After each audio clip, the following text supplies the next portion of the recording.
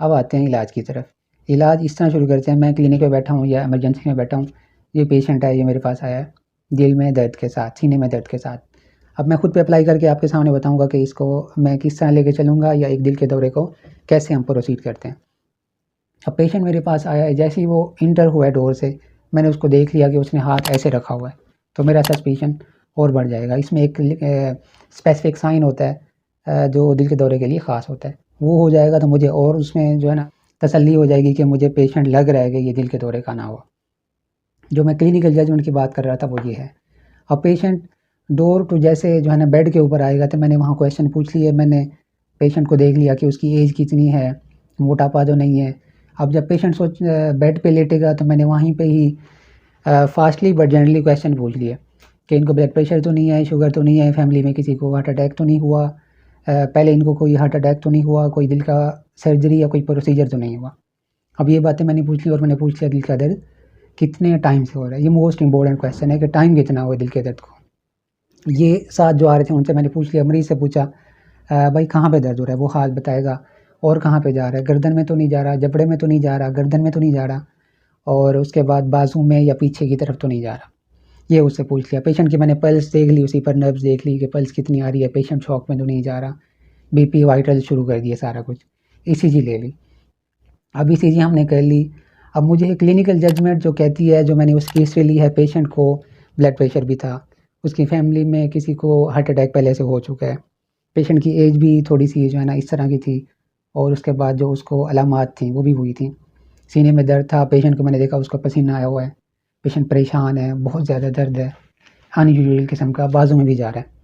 अब मैंने ईसीजी कराई, ईसीजी नॉर्मल अगर आ रही है तो इसमें मेरी जो क्लिनिकल जजमेंट है उसके ऊपर ईसीजी का असरअंदाज नहीं होना चाहिए।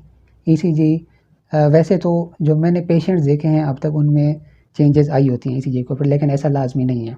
कुछ पेशेंट्स जो है ना उनमें नॉर्मल ईसीजी मैंने एक दो मरीज़ों में भी देखी है, लेकिन वो ईसीएच के साथ आए हुए थे।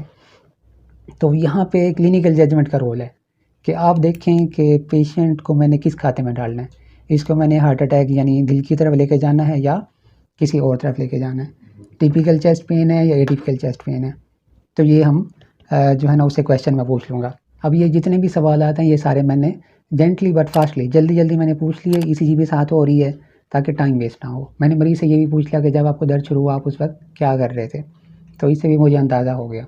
अब मेरी क्लिनिकल जजमेंट जो है हार्ट अटैक की तरफ जा रही है, ईसीजी के ऊपर चेंजेस आ रही हैं तो फिर तो अच्छी बात है, सोने पे सुहागा हो गया। अगर उस पर चेंजेस नहीं है तो फिर मैं अपनी जो मेरी क्लिनिकल जजमेंट है, जो मेरा दिमाग कहता है उसके ऊपर मैं जाऊँगा, क्योंकि ईसीजी पहली ईसीजी नॉर्मल हो सकती है कुछ पेशेंट्स में जिनको दिल का दौरा हो। अब मुझे लगा कि पेशेंट जो है हार्ट अटैक है, तो फिर मैंने एक्यूट कोरोनरी सिंड्रोम जो प्रोटोकॉल है जिसको हम एसीएस प्रोटोकॉल कहते हैं वो शुरू कर देने। उसमें काफ़ी चीज़ें आ जाती हैं। सबसे पहले तो डिस्प्रिन हमने देनी है पेशेंट को, उसके बाद क्लोपिडोग्रिल है, कुछ पेशेंट्स को हम ऑक्सीजन लगाते हैं जिनकी सैचुरेशन कम हो रही है, पेशेंट को पेन फ्री करना होता है, इंजेक्शन लगाते हैं, और साथ में कुछ पेशेंट्स को बीटा ब्लॉकर्स और बाकी मेडिसिन इंजेक्शंस हैं, वो जब आप हॉस्पिटल जाएंगे तो वो चीज़ें हो जाती हैं, सब पता होता है बड़ा। सारी चीज़ें यहाँ पे बताते हैं तो फिर उसका मिस यूज़ भी होता है। तो ये इनिशियल जो मैनेजमेंट है वो हमने कर ली। अब मैंने देखना है मैंने पेशेंट की ईसीजी भी देख ली, ईसीजी ठीक अगर नॉर्मल थी तो फिर मैंने रिपीट भी कर ली, 20 मिनट बाद 25 मिनट बाद मैंने ईसीजी रिपीट कर ली, साथ में सैंपल भिजवा दिए CKMB, ट्रॉप टी, ट्रॉप आई वगैरह के लिए।